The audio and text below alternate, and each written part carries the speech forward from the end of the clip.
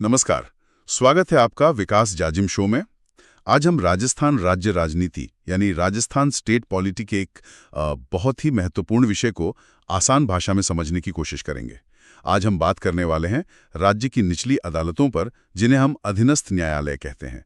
और हाँ, साथ में ये भी जानेंगे कि अदालतों के बाहर मतलब आपसी सहमति से झगड़ों को सुलझाने के क्या तरीके हैं, ऑल्टरनेटिव डिस्प्यूट रेजोल्यूशन जिसे कहते हैं। समझेंगे कि ये सब राजस्थान में कैसे काम करता है।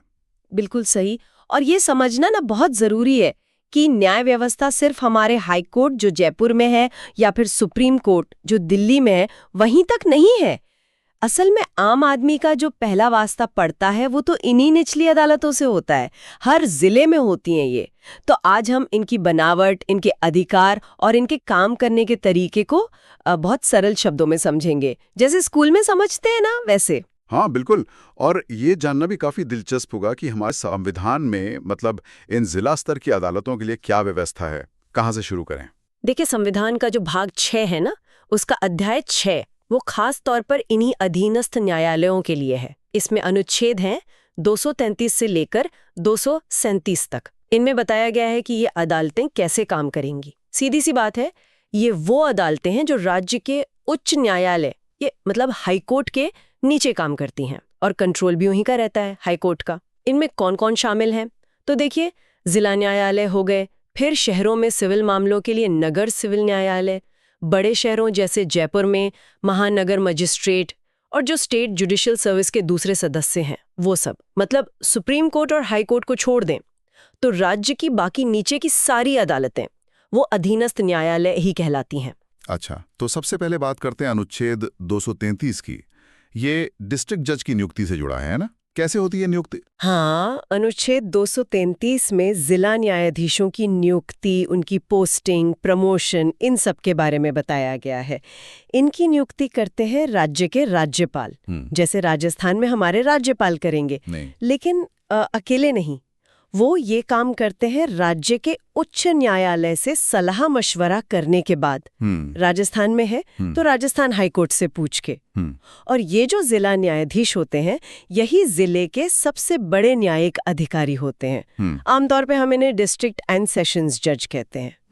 और इनकी योग्यता क्या होती है? कौन बन सकता है जिला न्यायाधीश? हाँ, योग्यता के लिए पहली शर्त तो है कि वो भारत के नागरिक हों, और दूसरी या तो वो कम से कम 7 साल तक वकील रहे हों, एडवोकेट, या फिर लगातार 7 साल तक किसी न्यायिक पद पर काम किया हो। दोनों में से एक जरूरी है। अच्छा, और अगर किसी डिस्ट्रिक्ट जज को पद छोड़ना हो या मान लीजिए उन्हें हटाना पड़ जाए, तो उसकी क्या प्रक्रिया है? क्या वो भी राज्यपाल ही करते हैं? हाँ, अगर उन्हें खुद पद छोड़ना है तो वो अपना इस्तीफा मतलब रेजिग्नेशन राज्यपाल को देंगे, और हटाने की प्रक्रिया भी राज्यपाल ही पूरी करते हैं। लेकिन यहाँ भी एक पेंच है। क्या? राज्यपाल ऐसा करने से पहले हाई कोर्ट के जो चीफ जस्टिस है उनसे सलाह जरूर लेंगे। और एक बात ध्यान रखने वाली है, इनको हटाने के लिए कोई महाभियोग मतलब इम्पीचमेंट जैसी लंबी चौड़ी प्रक्रिया नहीं होती, जो सुप्रीम कोर्ट या हाई कोर्ट के जजों के लिए है। अच्छा, ये तो आसान है फिर। अब ये बताइए कि ये जिला न्यायाधीश काम क्या क्या करते हैं, इनके अधिकार क्या हैं? 2 तरह के मुख्य अधिकार होते हैं।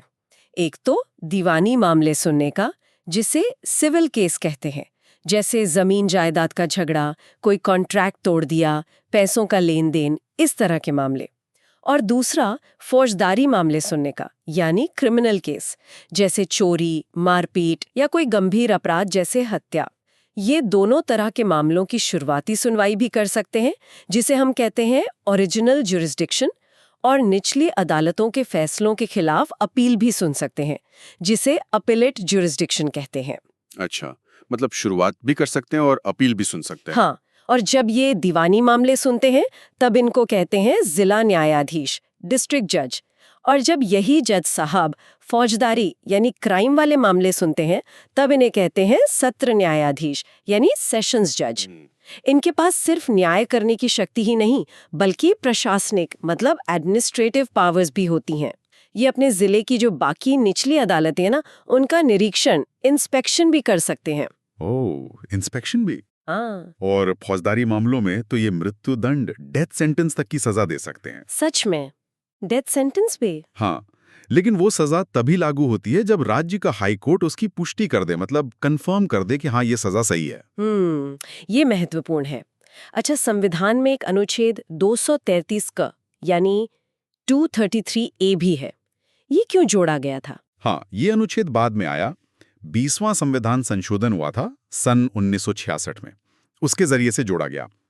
इसका मकसद बस इतना था कि कुछ पुराने जिला न्यायाधीशों की जो नियुक्तियां थीं और जो उन्होंने फैसले दिए थे, उनको कानूनी तौर पर पक्का करना था, मतलब वैलिडेट करना था। असल में क्या हुआ था कि सन 1956 में 7वां संशोधन लागू होने से पहले कुछ नियुक्तियां हुई थीं जिन पर बाद में सवाल उठ गए थे। तो बस उन्हीं को ठीक करने के लिए ये अनुच्छेद लाया गया। ठीक है, ये क्लियर हुआ। अब आते हैं अनुच्छेद 234 पर, आर्टिकल 234। ये किसके बारे में है? ये अनुच्छेद है जिला न्यायाधीशों के अलावा जो बाकी न्यायिक अधिकारी होते हैं ना राज्य की जुडिशियल सर्विस में, उनकी भर्ती के बारे में। मतलब डिस्ट्रिक्ट जज से नीचे के जो जजेस होते हैं उनकी नियुक्ति कैसे होगी। इनकी नियुक्ति भी राज्यपाल ही करते हैं, लेकिन इसमें राज्य लोक सेवा आयोग, जैसे अपने राजस्थान में आरपीएससी है, और राज्य का हाई कोर्ट, इन दोनों से सलाह लेना जरूरी होता है। अच्छा, इसमें आरपीएससी और हाई कोर्ट दोनों शामिल हैं। ठीक है। और अनुच्छेद 235, आपने शुरू में नियंत्रण की बात की थी, शायद यूसी से जुड़ा है? हाँ, बिल्कुल सही पकड़ा आपने। अनुच्छेद 235 बहुत ही महत्वपूर्ण है। ये साफ साफ कहता है कि राज्य के जितने भी अधीनस्थ न्यायालय हैं, उन सब पर नियंत्रण यानी कंट्रोल हाई कोर्ट का रहेगा, पूरी तरह से हाई कोर्ट का। पूरा कंट्रोल मतलब क्या क्या आता है इसमें? सब कुछ। जजों की पोस्टिंग कहाँ करनी है, उनका प्रमोशन कैसे होगा, उनको छुट्टी कौन देगा, उनका ट्रांसफर यानी ट्रांसफर कौन करेगा, और हाँ, डिसिप्लिनरी कंट्रोल भी। मतलब अगर कोई जज गड़बड़ करता है तो उसकी जांच करना, उसे सस्पेंड करना या कोई और सजा देना, ये सब अधिकार हाईकोर्ट के पास ही होते हैं। इससे ये पता चलता है कि हमारी न्यायपालिका ऊपर से नीचे तक कैसे जुड़ी हुई है और राज्य में हाईकोर्ट सबसे ऊपर है। सही है। अब अनुच्छेद 236, जी, इसमें कुछ परिभाषाएं हैं, है ना? बिल्कुल। अनुच्छेद 236 कुछ शब्दों का मतलब बताता है ताकि कोई कंफ्यूजन ना रहे। पहला शब्द है जिला न्यायाधीश। इसमें बताया है कि इसका मतलब सिर्फ डिस्ट्रिक्ट जज ही नहीं है, बल्कि इसमें और भी कई पद शामिल हैं, जैसे सिटी सिविल कोर्ट का जज, एडिशनल डिस्ट्रिक्ट जज, जॉइंट डिस्ट्रिक्ट जज, असिस्टिंग डिस्ट्रिक्ट जज और कौन, हाँ, सेशन जज, एडिशनल सेशन जज, असिस्टेंट सेशन जज, ये सब। काफी लंबी लिस्ट है। हाँ, और दूसरा शब्द है न्यायिक सेवा यानी जुडिशियल सर्विस। इसका मतलब है जिला न्यायाधीश के पद से नीचे वाले जो सिविल न्यायिक पद हैं, उन पर नियुक्त होने वाले अधिकारियों की पूरी सर्विस। ठीक है। और इस भाग का आखिरी अनुच्छेद 237, आर्टिकल 237। ये अनुच्छेद राज्यपाल को एक पावर देता है। वो चाहे तो एक पब्लिक नोटिफिकेशन निकालकर इस चैप्टर के जो नियम कानून अधीनस्थ न्यायालयों के लिए हैं, उन्हें राज्य के किसी भी क्लास के मजिस्ट्रेटों पर भी लागू कर सकते हैं। और एक बात और समझ लीजिए, ये जो अधीनस्थ न्यायालय हैं, जिन्हें हम जिला न्यायालय भी कह देते हैं, इनका मुख्य काम क्या है? मुकदमों की सुनवाई करना। ट्रायल कोर्ट्स हैं ये। यहीं पर केस शुरू होता है, सबूत आते हैं, गवाहों के बयान होते हैं और फिर फैसला आता है। ये अदालतें सीधे तौर पर नागरिकों के मूल अधिकारों, फंडामेंटल राइट्स की रक्षा करने या संविधान की व्याख्या मतलब इंटरप्रिटेशन करने का काम नहीं करती। वो काम मुख्य रूप से हाई कोर्ट और सुप्रीम कोर्ट का है। अच्छा, आपने बताया कि जिला एवं सत्र न्यायाधीश दीवानी और फौजदारी दोनों तरह के मामले सुनते हैं। तो क्या जिले में इन दोनों के लिए अदालतों का स्ट्रक्चर अलग-अलग होता है? हाँ, समझने के लिए हम इसे दो हिस्सों में बांट सकते हैं। जिला एवं सत्र न्यायालय के काम को हम दीवानी न्यायालय, सिविल कोर्ट और फौजदारी न्यायालय, क्रिमिनल कोर्ट में देख सकते हैं। पहले दीवानी की बात करते हैं। ये कौन से मामले देखते हैं? संपत्ति वाले, जैसे प्रॉपर्टी का झगड़ा, कोई कॉन्ट्रैक्ट टूट गया, तलाक के मामले, किराएदारी के झगड़े। इनमें सजा नहीं होती, बल्कि अधिकारों और पैसों के लेन देन का फैसला होता है। ठीक है। इसमें सबसे नीचे के लेवल पर होता है कनिष्ठ सिविल न्यायालय या मुंसिफ मैजिस्ट्रेट, जूनियर सिविल जज कह लीजिए। यहाँ आमतौर पर छोटे मोटे कम पैसे वाले मामले आते हैं, मान लीजिए 25,000 रुपए तक के। अगर कोई इसके फैसले से खुश नहीं है तो वो अपील कर सकता है ऊपर, यानी वरिष्ठ सिविल न्यायालय में। और वो क्या है? वरिष्ठ सिविल न्यायालय? हाँ, सीनियर सिविल जज कोर्ट, यहाँ 25,001 रुपए से लेकर 50,000 रुपए तक के मामले सुने जाते हैं और इसके फैसले के खिलाफ अपील होती है जिला सिविल न्यायालय में। अच्छा। और जिला लेवल पर सबसे बड़ा दीवानी न्यायालय यही है, जिला सिविल न्यायालय, डिस्ट्रिक्ट सिविल जज। यहाँ 50,001 रुपए या उससे ज्यादा कीमत के सभी दीवानी मामले आते हैं और इसके फैसले के खिलाफ अपील सीधे हाई कोर्ट में होती है। समझ गया। ये तो हुई दीवानी अदालतों की हायरार्की। अब फौजदारी यानी क्रिमिनल कोर्ट्स के बारे में बताइए। हाँ, फौजदारी न्यायालय देखते हैं अपराधों से जुड़े मामले, क्राइम्स, जैसे चोरी, शांति भंग करना, मारपीट, लड़ाई झगड़े, डकैती, हत्या वगैरह। यहाँ समाज के खिलाफ जो अपराध होते हैं उन पर मुकदमा चलता है और सजा दी जाती है। ठीक है। इसमें एक लेवल होता है न्यायिक मजिस्ट्रेट, प्रथम वर्ग, जुडिशियल मजिस्ट्रेट फर्स्ट क्लास। ये थोड़े कम गंभीर किस्म के क्रिमिनल मामले देखते हैं, जैसे साधारण मारपीट, चोरी वगैरह। इनके फैसले के खिलाफ अपील होती है मुख्य न्यायिक मजिस्ट्रेट के पास, यानी सीजेएम। हाँ, चीफ जुडिशियल मजिस्ट्रेट, सीजेएम। ये उनसे थोड़े ज्यादा गंभीर फौजदारी मामले देखते हैं और इनके फैसले के खिलाफ अपील होती है जिला सत्र न्यायाधीश के पास, जिसे हम सेशन कोर्ट भी कहते हैं। अच्छा, अपील सेशन कोर्ट में। हाँ, और जो सबसे सीरियस क्राइम्स होते हैं जैसे हत्या, डकैती, उनके मुकदमे सीधे जिला सत्र न्यायाधीश या सेशन कोर्ट में ही दायर होते हैं। और जैसा हमने पहले बात की थी, सेशन जज मृत्युदंड तक दे सकते हैं, पर हाई कोर्ट की कंफर्मेशन जरूरी है। इनके फैसले के खिलाफ अपील सीधे हाई कोर्ट में ही होती है। ये तो ही हमारी रेगुलर अदालतों की बात। हाँ। लेकिन आजकल विवाद सुलझाने के कुछ और तरीके, कुछ खास अदालतें भी सुनने में आती हैं, जैसे ग्राम न्यायालय। ये क्या चीज है? हाँ, बिल्कुल। अदालतों पर मुकदमों का बोझ इतना बढ़ गया है कि उसको कम करने और लोगों को जल्दी और आसानी से न्याय मिले, इसके लिए कुछ और व्यवस्थाएं भी की गई हैं। इसमें सबसे पहले आते हैं ग्राम न्यायालय। इनके लिए एक कानून बना, ग्राम न्यायालय अधिनियम सन 2008 में, और ये काम करना शुरू हुए 2 अक्टूबर सन 2009 से। इनका मेन मकसद है गांव के लोगों को उनके घर के पास ही न्याय मिल जाए। अच्छा, गांव में? हाँ, इनका जो जज होता है उसे न्यायाधिकारी कहते हैं। वो फर्स्ट क्लास मजिस्ट्रेट के लेवल का होता है। नियुक्ति राज्यपाल करते हैं हाई कोर्ट के चीफ जस्टिस की सलाह पर। ये अदालतें कहाँ बनती हैं? पंचायत समिति लेवल पर, मतलब ब्लॉक लेवल पर। और ये काम कैसे करती हैं? इनकी खास बात यह है कि ये दीवानी और फौजदारी दोनों तरह के छोटे मोटे मामले सुन सकती हैं, और ये एक तरह से चलती फिरती अदालतें हैं, मोबाइल कोर्ट्स। मतलब ये आसपास के गांव में जाकर भी सुनवाई कर सकती हैं। इनमें कोशिश ये रहती है कि मामले आपसी सहमति से सुलझ जाए। इसके लिए ये स्थानीय सामाजिक कार्यकर्ताओं को मध्यस्थ या सुलहकर्ता के रूप में भी शामिल करते हैं। ये तो बहुत अच्छा कॉन्सेप्ट है। हमारे राजस्थान में क्या स्थिति है इन ग्राम न्यायालयों की? क्या ये ठीक से चल रहे हैं? देखिए, पूरे देश में टारगेट तो था करीब 5,000 बनाने का, पर अभी शायद 209 के आसपास ही काम कर रहे हैं। सबसे ज्यादा मध्य प्रदेश में है, लगभग 89। राजस्थान की बात करें तो यहाँ अभी 45 ग्राम न्यायालय काम कर रहे हैं। 45? हाँ, और राजस्थान का पहला ग्राम न्यायालय 27 नवंबर 2010 को बस्सी में खुला था, जो अब जयपुर ग्रामीण जिले में आता है। वैसे राज्य सरकार की योजना कुल 145 ग्राम न्यायालय खोलने की है। एक बात ध्यान रखनी है, ये आदिवासी क्षेत्रों में नहीं बनते और ये ज्यादा से ज्यादा 2 साल की सजा दे सकते हैं।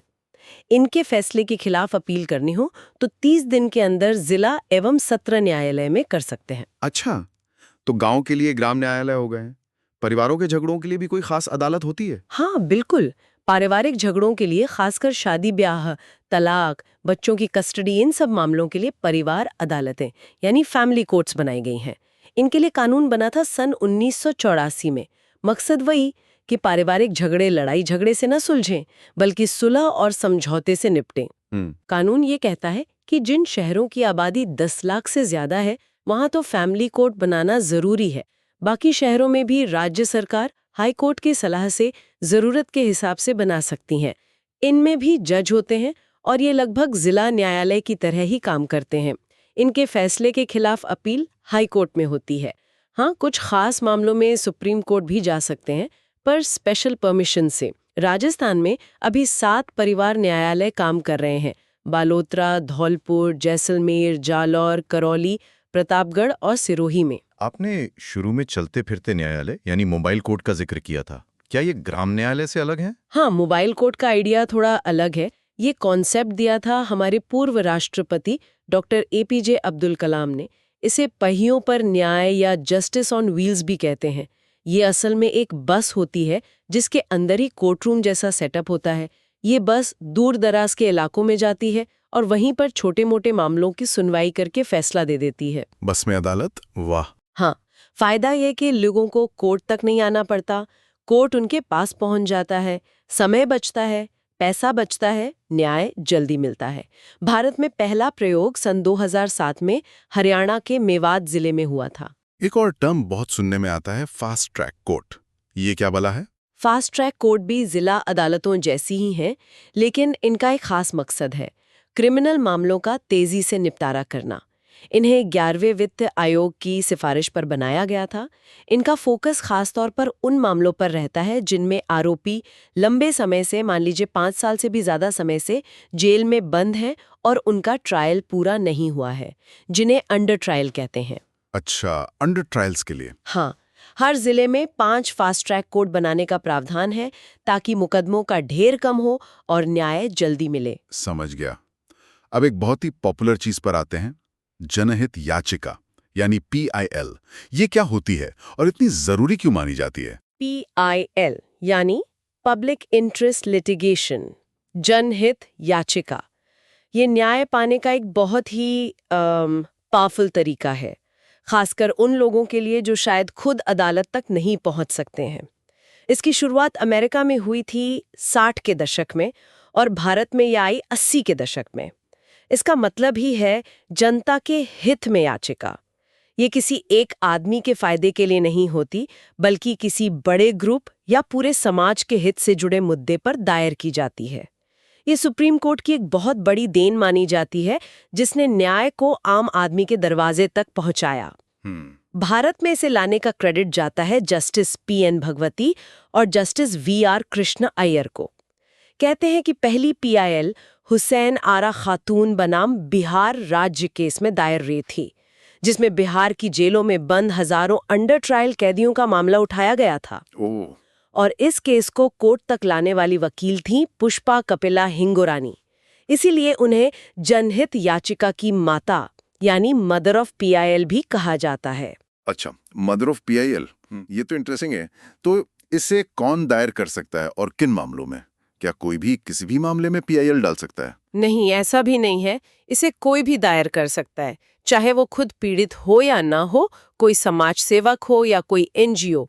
ये सीधे सुप्रीम कोर्ट में आर्टिकल 32 के तहत या हाई कोर्ट में आर्टिकल 226 के तहत दायर की जा सकती है। इसे लोकहित याचिका या सामाजिक हित याचिका भी कहते हैं। और मामले कौन से होते हैं? मामले ऐसे होने चाहिए जो बड़े पैमाने पर लोगों को प्रभावित करते हों, जैसे पर्यावरण का मुद्दा, कहीं दंगे हुए तो पीड़ितों के अधिकार, बंधुआ मजदूरी, बच्चों का शोषण, पुलिस की ज्यादती, महिलाओं के अधिकार, या मान लीजिए किसी इलाके में पीने का पानी नहीं है या स्कूल नहीं है। लेकिन हाँ, ये पर्सनल झगड़ों में नहीं डाल सकते, जैसे मकान मालिक किराएदार का झगड़ा, नौकरी से जुड़े मामले या कॉलेज में एडमिशन का मामला। इन सब में PIL नहीं होती। ठीक है, इसका मकसद क्या है फिर, और समाज पे इसका क्या असर पड़ा है? इसका मुख्य उद्देश्य है कानून का राज बनाए रखना, समाज के जो कमजोर वर्ग हैं, गरीब हैं, उनको न्याय दिलाना और संविधान में जो हमें मौलिक अधिकार मिले हैं उन्हें असलियत में लागू करवाना। PIL की वजह से ही एक और चीज आई, न्यायिक सक्रियता यानी जुडिशियल एक्टिविज्म। जुडिशियल एक्टिविज्म वो क्या होता है? इसका मतलब है जब अदालतें यानी न्यायपालिका समाज के हित को देखते हुए कभी कभी सरकार या संसद विधानसभा के काम में भी दखल देती हैं या उन्हें कुछ करने का निर्देश देती हैं। ये कॉन्सेप्ट भी अमेरिका से आया है। जस्टिस कृष्ण अय्यर, जस्टिस भगवती जैसे जजों ने भारत में इसकी शुरुआत की। वैसे न्यायिक पुनरावलोकन यानी जुडिशियल रिव्यू की शक्ति, मतलब कानूनों की संवैधानिकता जांचने की शक्ति, वो भी हमने अमेरिका से ही ली है। काफी कुछ अमेरिका से लिया हमने। चलिए आखिर में एक और व्यवस्था की बात करते हैं, लोक अदालत। ये कैसे काम करती है? लोक अदालत नाम से ही साफ है, लोगों की अदालत।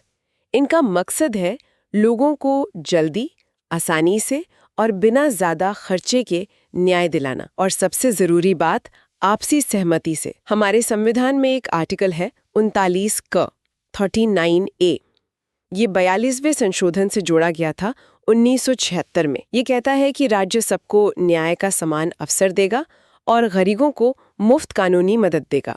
इसी सोच के तहत एक कानून बना, विधिक सेवा प्राधिकरण अधिनियम 1987, लीगल सर्विसेज अथॉरिटीज एक्ट। इसी कानून के तहत लोक अदालतें लगाई जाती हैं। सुप्रीम कोर्ट, हाई कोर्ट, जिला अदालतें सब अपने अपने लेवल पर इन्हें आयोजित करते हैं। अच्छा, तो ये लीगल सर्विसेज अथॉरिटीज एक्ट के तहत होती हैं? हाँ, नेशनल लेवल पर है। NLSA, national legal services authority. इसने 9 नवंबर 1995 से काम शुरू किया। राज्य लेवल पर होता है SLSA, state legal services authority. Rajasthan में इसे RSLSA कहते हैं, Rajasthan state legal services authority. इसने 7 अप्रैल 1998 से काम शुरू किया। हेडक्वार्टर जयपुर में है। इसके मुख्य संरक्षक हाई कोर्ट के चीफ जस्टिस होते हैं। और फिर जिला लेवल पे होता है DLSA, district legal services authority. ये जिला कोर्ट कैंपस में ही होता है और इसके चेयरमैन जिला न्यायाधीश होते हैं। ठीक है, ये लोक अदालतें काम कैसे करती हैं? क्या इनमें वकील करना पड़ता है? लोक अदालत की जो बेंच होती है उसमें आमतौर पर 3 लोग होते हैं। एक जज, चाहे वो सर्विस में हो या रिटायर्ड, एक वकील और एक सामाजिक कार्यकर्ता, अक्सर महिला। इसमें अपना केस ले जाने के लिए कोई कोर्ट फीस नहीं लगती। उल्टा, अगर आपका कोई केस पहले से रेगुलर कोर्ट में चल रहा है और आप उसे लोक अदालत में ले जाते हैं और वहां समझौता हो जाता है, तो जो कोर्ट फीस आपने पहले दी थी वो भी वापस मिल जाती है। हाँ, और इसमें वकील करना भी जरूरी नहीं है, आप खुद अपनी बात रख सकते हैं। सबसे बड़ी बात यह है कि यहाँ फैसला तभी होता है जब दोनों पार्टी राजी हों, कोई जोर जबरदस्ती नहीं। जब समझौता हो जाता है तो एक अवार्ड पास होता है जो सिविल कोर्ट की डिग्री जैसा ही मान्य होता है। हाँ, और ये फैसला फाइनल होता है। इसके खिलाफ कहीं और अपील नहीं की जा सकती। कहीं अपील नहीं। ये तो बहुत बड़ी बात है। बिल्कुल। भारत में पहली लोक अदालत 6 अक्टूबर 1985 को दिल्ली में लगी थी। जस्टिस PN भगवती ने उसकी अध्यक्षता की थी। और राजस्थान में पहली स्थायी लोक अदालत कोटा में लगी थी। इनमें कौन से मामले जाते हैं? पारिवारिक झगड़े, तलाक को छोड़कर, गाड़ी एक्सीडेंट के मुआवजे के केस, चेक बाउंस के मामले, जमीन के बंटवारे के झगड़े, बिजली पानी के बिल के विवाद और ऐसे छोटे मोटे क्रिमिनल केस जिनमें कानूनन समझौता हो सकता है। तो यही राजस्थान की निचली न्यायपालिका और साथ ही विवाद सुलझाने के जो दूसरे तरीके हैं उन पर एक काफी विस्तृत और उम्मीद है सरल चर्चा। आशा करते हैं कि ये जानकारी सभी सुनने वालों के लिए, खासकर हमारे स्टूडेंट्स के लिए उपयोगी रही होगी। यदि आपको ये व्याख्या पसंद आई हो तो हमारे YouTube चैनल विकास जाजिम शो को सब्सक्राइब करें। हाँ, और इस ऑडियो को अपने दोस्तों के साथ शेयर जरूर करें और अगर पसंद आया हो तो लाइक करना न भूलें। अपने सुझाव और विचार हमें कमेंट बॉक्स में जरूर बताएं। धन्यवाद।